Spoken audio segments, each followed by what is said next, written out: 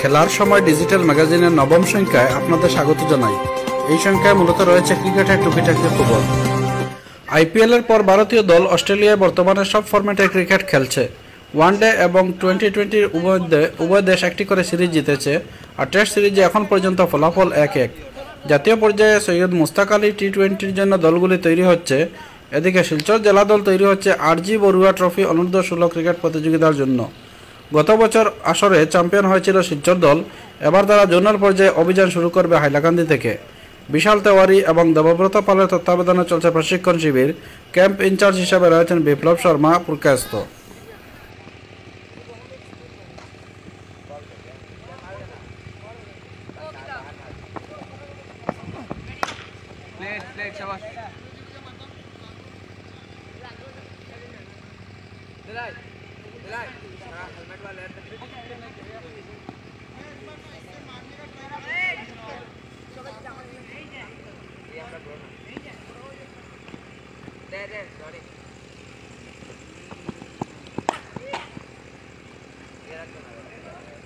Silchar DSR এ division cricket league শুরু হলো 28 December.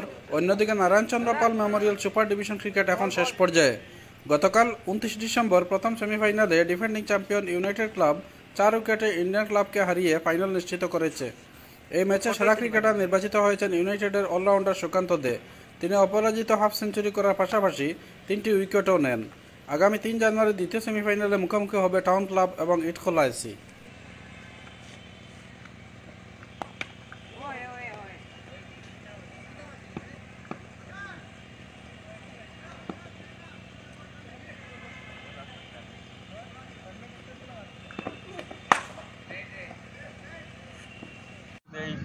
প্রথম সেমিফাইনালটি হলো, আমরা ভেবেছিলাম সেমিফাইনালটি আর একটু জমে উঠবে।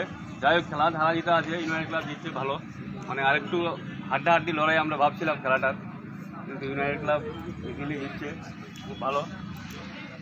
তো এই ম্যাচের যে সব থেকে ভালো পারফরমেন্স করেছেন সেই ইউনাইটেড ক্লাবের সুকান্ত দে। আমরা আজকে ম্যান অফ দ্য ম্যাচ ঘোষণা করলাম। এই ম্যান অফ দ্য ম্যাচটি তুলে দেবেন আমাদের মধ্যে আজকে গেস্ট হিসাবে উপস্থিত আছেন ফুটবল একাডেমির সেক্রেটারি এবং এক্স ফুটবলার এবং আমাদের শিলচর ডিএসের এবং কবাডিতে উনি আমাদের শিলচর ডিএসএ স্পন্সর করে থাকেন এবং আমার শিলচর ডিএসের লাইফ মেম্বার শ্রী শ্যামল দাস। ওনাকে আমি এই ট্রফিটি তুলে দেওয়ার জন্য অনুরোধ করছি। শ্রী সুকান্ত, ক্যামেরাটা ভালো লাগলো,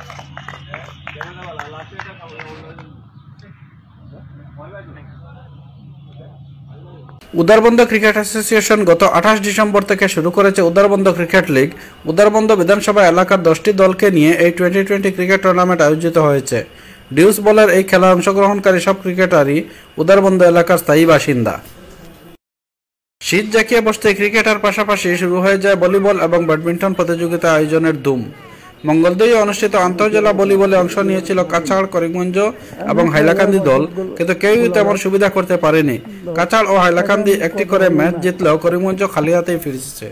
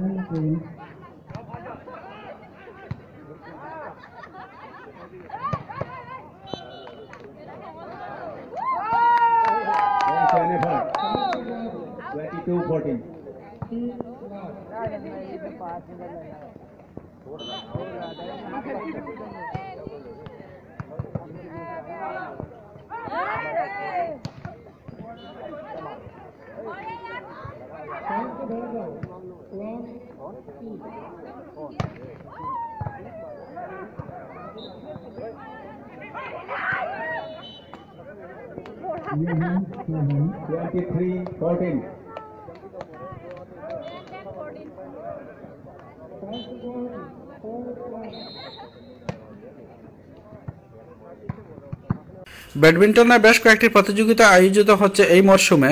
করিমগঞ্জে আয়োজিত একটি প্রতিযোগিতা সিঙ্গলস খেতাব জিতলেন বনিপ সিনহা। এদিকে 30 নভেম্বর শেষ হলো শিলচর ইটখলা অ্যাথলেটিক ক্লাবের ব্যাডমিন্টন আসর। আগামীতে বরাকবলী ব্যাডমিন্টন অ্যাসোসিয়েশন সহ আরও কয়েকটি গুরুত্বপূর্ণ টুর্নামেন্ট রয়েছে। এদিকে হাফলং ওপেন ব্যাডমিন্টনের ডাবলসে করিমগঞ্জের অমিত সাহা ও আসলাম ফরিদি জুটি চ্যাম্পিয়ন হয়েছে।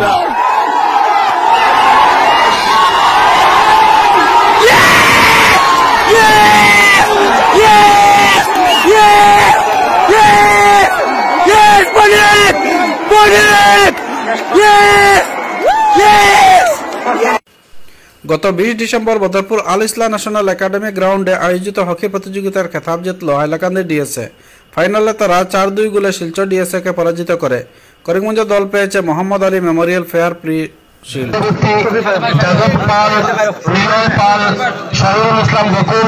মোহাম্মদ শাহজাহান, সমরজিৎ দাস এবং মোহাম্মদ এরশাদউদ্দিন। মোহাম্মদ আলী সিটি পুরস্কার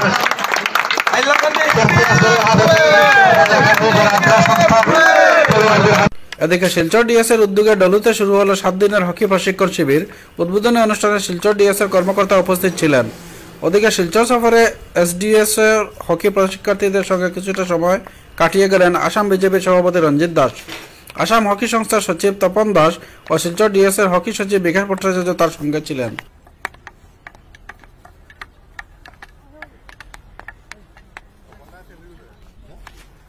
মাঠ নিয়ে সমস্যায় ভুগছে করিমগঞ্জ ডিএসএ। বিজেপির রাজ্য অধিবেশন আয়োজনের জন্য মাঠ অধিগ্রহণ করায় তাদের ক্রিকেট মৌসুম পিছিয়ে গেছে। অবশ্য সরকারি স্কুলের মাঠে অধিবেশন আয়োজন না করার জন্য ক্রিকেটার এবং কিছু কর্মকর্তা ধর্নায় বসেছিলেন, কিন্তু তাতে লাভ হয়নি। 23-24 ডিসেম্বর অধিবেশন শেষে এখন মাঠ ঠিকঠাক করার কাজ চলছে। বিদায়ী 2020 সাল এটাই ছিল খেলার সময় ডিজিটাল ম্যাগাজিনের শেষ সংস্করণ। নতুন বছর সুখের বার্তা নিয়ে আসুক এই কামনায় এখানে শেষ করছি।